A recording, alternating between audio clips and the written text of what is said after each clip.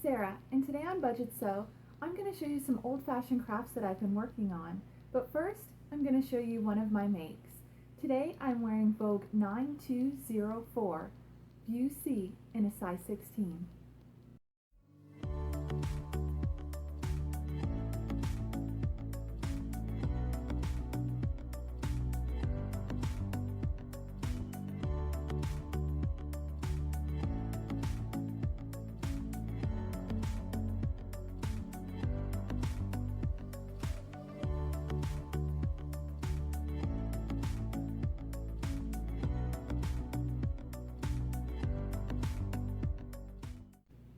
I purchased this pattern from Fabricland from the discard bin for $5.99.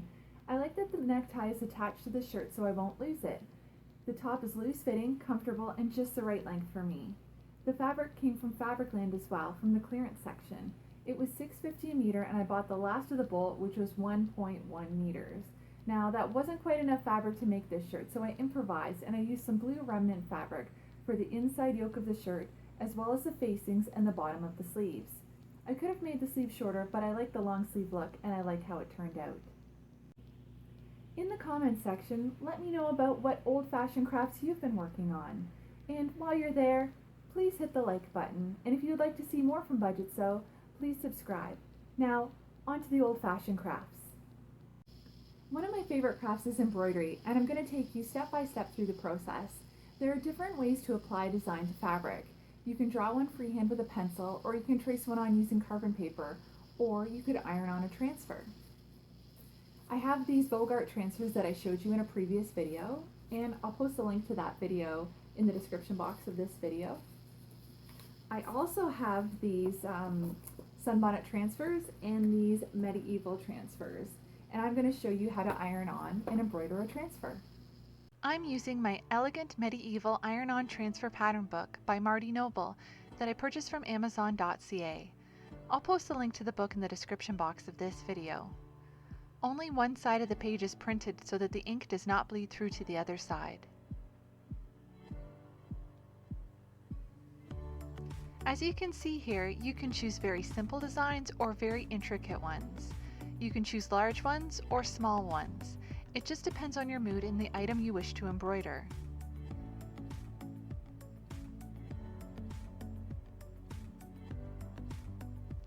I chose this vine design with flowers, a bird, and a butterfly to apply to a pillowcase. When cutting the transfer out of the book, cut out only what you want transferred onto the fabric, nothing more and nothing less.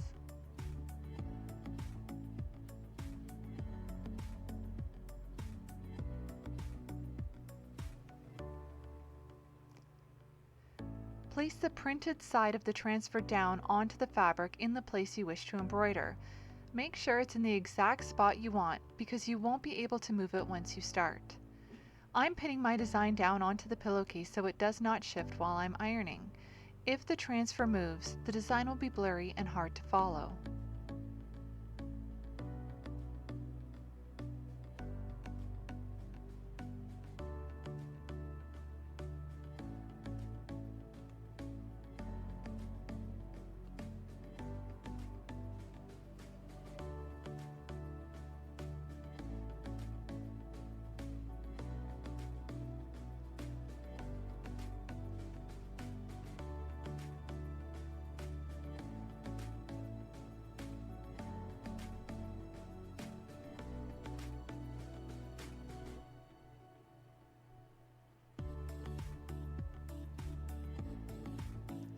Once you've got it pinned down, you can apply the iron.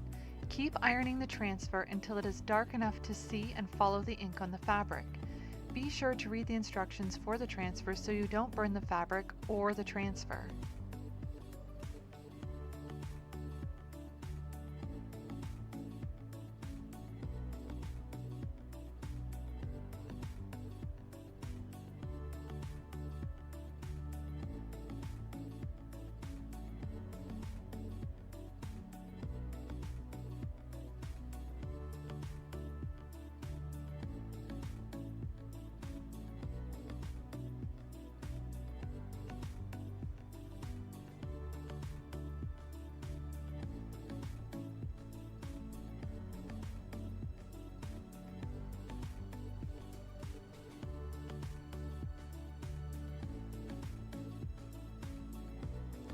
It's okay to take a peek to see if the ink is being transferred to the fabric, but be careful not to move it. If the ink isn't dark enough, keep ironing.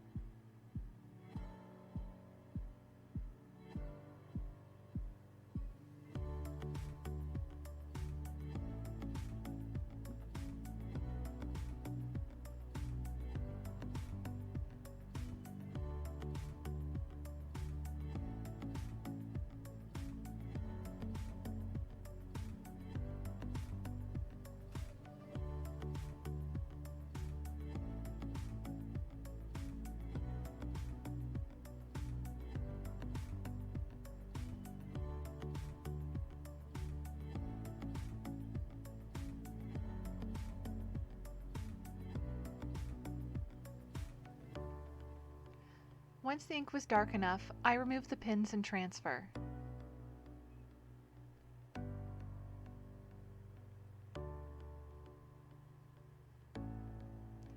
Now I have a beautiful design on the fabric. You can see the leaf area at the top isn't as dark as the rest of the transfer. This will be a bit harder to follow, so try to get the ink to transfer evenly. The next step was to add my embroidery hoop. This keeps the fabric taut when the needle goes through the fabric and eliminates puckering. The small hoop goes under the piece of fabric and the large hoop goes on top. Please note that if you are embroidering a pillowcase or a bag or something with more than one layer of fabric, to place the hoops over one layer of fabric only, otherwise you'll stitch your pillowcase shut.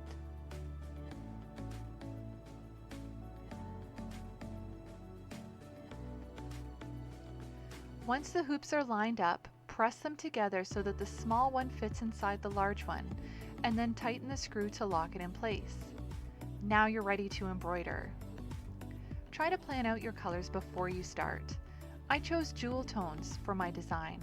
I'm using an emerald green for the vines. Most of the stitches on my pillowcase are the back stitch. Here's how you do the back stitch. Working from left to right, bring the needle up through the fabric at A, insert down at B, and up through C. To make a second stitch, insert the needle down through the fabric at A and bring up at D. Try to keep all the stitches the same size. There are many different stitches that you can embroider, and I'm learning new ones from my Crewel Embroidery book by Lynn Powlin that I purchased from Value Village for 50 cents.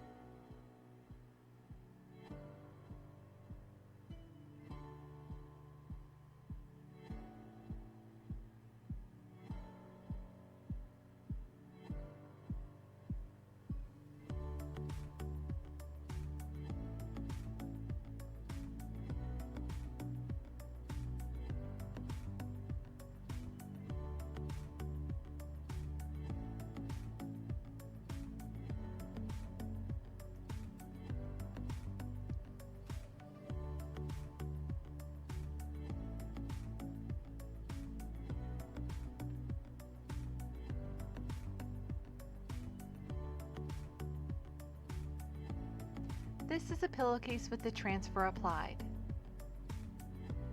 And this is a finished pillowcase.